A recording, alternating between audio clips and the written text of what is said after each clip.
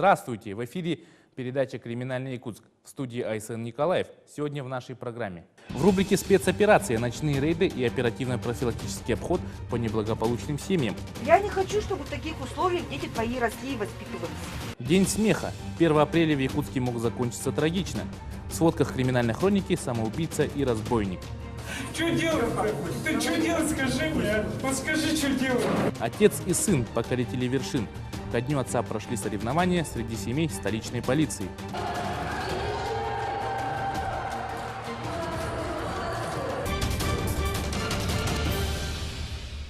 Начнем с криминальной хроники. Сразу два случая 1 апреля чуть не закончились трагически. Первый случай произошел по улице Лермонтова. Неизвестный мужчина совершил разбойное нападение на магазин «Прибой».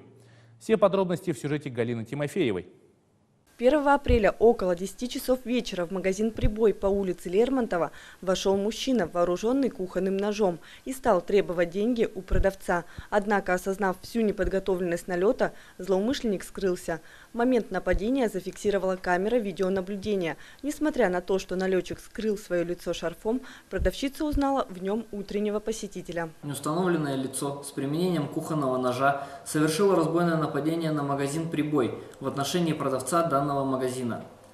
В ходе проведения оперативно-розыскных мероприятий на следующий день сотрудниками отделения по раскрытию разбойных нападений Межмуниципального управления МВД России Якутская был установлен и задержан мужчина 1970 года рождения, уроженец Алексеевского района, ранее судимый за совершение аналогичных преступлений.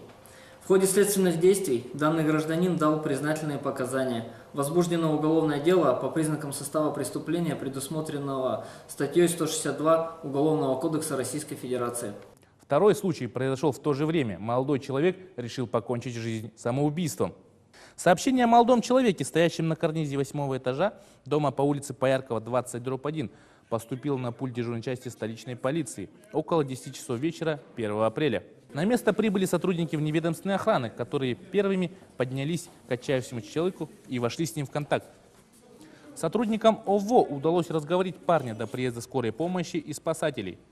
Чтобы найти с ним общий язык и отговорить от прыжка, полицейским пришлось прочувствовать все проблемы чужой жизни. Уличив момент, когда самоубийца на секунду расслабился, спасатели крепко его ухватили и затащили обратно.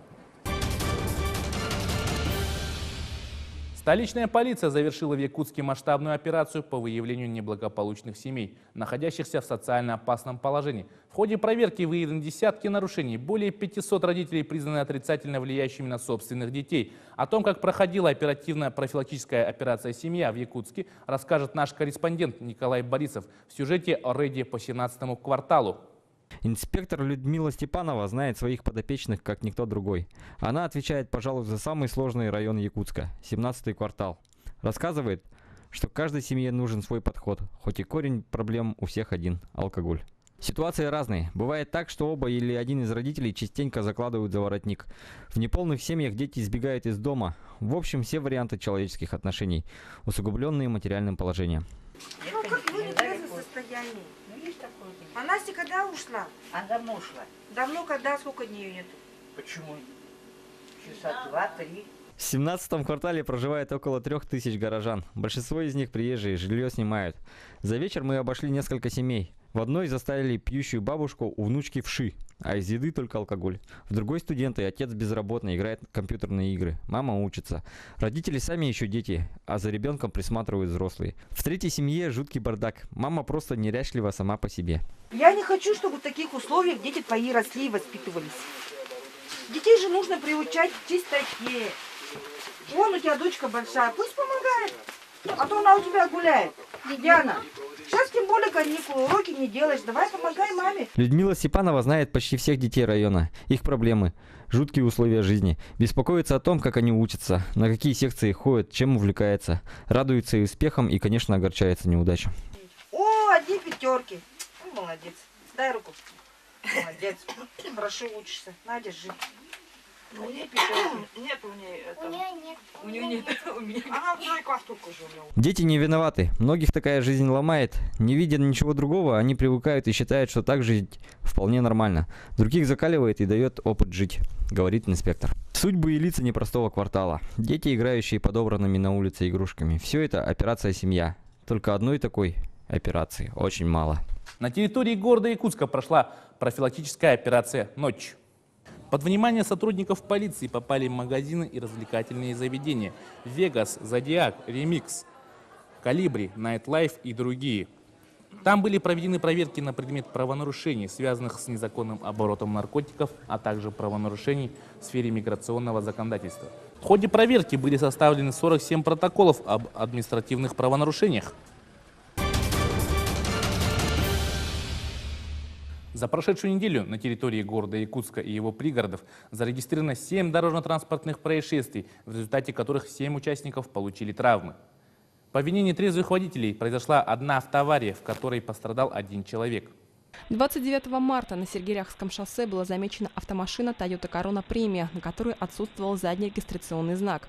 На требование об остановке транспортного средства водитель иномарки не реагировал и продолжал движение в сторону Вилюйского тракта. В 8 часов 40 минут инспекторами ДПС на основании части 3 пункта 1/4 статьи 23 Федерального закона о полиции было принято решение о применении огнестрельного оружия для остановки транспортного средства путем его повреждения, так как управляющий им водитель отказывался выполнять неоднократные требования сотрудника полиции об остановке. На 30-м километре федеральной автодороги Вилюй полицейские произвели еще один выстрел по заднему правому колесу, повредив его. Через 2 километра преследуемый автомобиль совершил съезд с дороги и опрокидывание на правую сторону по ходу движения. В момент преследования и автоаварии в салоне Toyota, кроме водителя, находился пассажир. Оба были пристегнуты ремнями безопасности, поэтому травму в результате дорожно-транспортного происшествия не получили.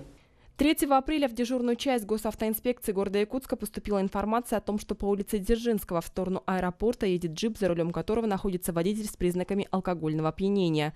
В 3 часа 55 минут на Намском тракте инспекторы заметили проходящий по ориентировке автомобиль. На неоднократные требования об остановке водитель не подчинялся. На 24-м километре Намского тракта, не справившись с управлением, допустил опрокидывание автомобиля в кювет. Приехавшая на место происшествия бригада скорой помощи доставила пострадавшего в медучреждение. При проведении освидетельствования на состояние опьянения алкотестер показал, что водитель Toyota был пьян. На нетрезвого автолюбителя был составлен административный материал по части 1 статьи 12/8 КоАП Российской Федерации за управление транспортным средством водителем, находящимся в состоянии опьянения, что влечет наложение административного штрафа в размере 30 тысяч рублей с лишением права управления транспортным средством на срок от 1,5 до 2 лет. Сегодня гость нашей студии, начальник отдела лицензионно-разрешительной работы Межмуниципального управления МВД России Якутская, майор полиции Евгений Андреевич Медведев. Евгений Андреевич, чем занимается ваш отдел? Отдел лицензионно-разрешительной работы занимается прежде всего это прием заявлений от граждан, физических, то есть физических лиц, и юридических лиц предприятий по вопросам, связанным с приемом заявлений на приобретение огнестрельного оружия, а также, соответственно, контроля за данным видом деятельности. Что нужно для получения лицензии и разрешения? Гражданам необходимо для получения лицензии подать заявление в отдел лицензионно-разрешительной работы, предоставить копию паспорта, и необходимо тоже подойти также с паспортом, чтобы подтвердить свою личность, предоставить медсправку формы 046-1, где имеется офтальмолог, нарколог, психиатр и остальные врачи. Так, необходимо копия охотничьего билета предоставить на право охоты. И, значит, необходимо зарегистрироваться на сайте госуслуг для подачи заявки в электронном виде на приобретение того или иного вида деятельности, то есть либо на приобретение гладкоствольного оружия, либо приобретение огнестрельного оружия с нарезным стволом, в зависимости от того, что хочет человек. И необходимо еще пройти такую процедуру для первичного приобретения огнестрельного оружия. Необходимо обучиться, пройти обучение в учебном центре. Учебных центров по городу Якутску у нас достаточно. После приобретения оружия, каковы условия хранения его дальнейшего? Так, ну для условия хранения огнестрельного оружия необходимо соблюсти следующие условия. Первое – это необходим сейф, металлический сейф по месту жительства владельца хранения огнестрельного оружия. Второе условие – сейф должен находиться в недоступном месте от третьих лиц. Третьим условием является это же, соответственно, ключи. Кроме владельца оружия, доступ к ключам никто не должен иметь, кроме владельца оружия. Какие санкции предусмотрены законодательством за нарушение этих правил? Санкции за нарушение сроков регистрации разрешений на огнестрельное оружие предусматривает статья 20.11 Кодекса административных правонарушений. Санкция гласит: лица, нарушившие срок регистрации, подвергаются административной ответственности и административному наказанию, значит, в виде штрафа, значит, от 1500 до 3000 рублей, либо предупреждение. В Якутии одним из самых распространенных хобби является охота. Что бы вы хотели посоветовать нашим гражданам в преддверии весеннего сезона? Да, действительно, в преддверии весенней сезона охоты на водоплавающую дичь хотел бы обратить внимание граждан на то, что огнестрельное оружие является источником повышенной опасности. И необходимо перед тем, как гражданин собирается на охоту, и по мере того, как он будет двигаться, чтобы соблюдали меры все предосторожности. То есть меры предосторожности транспортировки оружия, передвигаясь на каком-либо транспорте, чтобы оружие находилось в чехле, в разряженном состоянии, патронов в патроннике, чтобы не было. Спасибо, Евгений Андреевич. Всего доброго. Спасибо. 2 апреля в спортивном зале полиции города Якутска прошли спортивные соревнования, приуроченные к Республиканскому дню отца. В состязаниях приняло участие 8 команд, каждая из которых состояла из отца полицейского и сына школьника. Соревновались 3 этапа. Первый – на хозяйственность и интеллект, второй – походный и третий этап – военизированный. Двухчасовой конкурс семейного единения прошел на одном дыхании.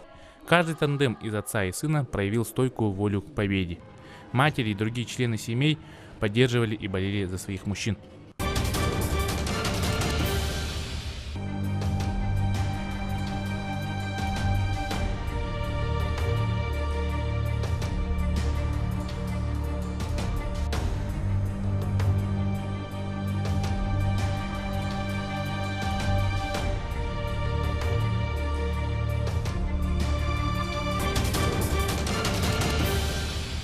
На этом наш выпуск завершен. Всего вам доброго. Берегите друг друга.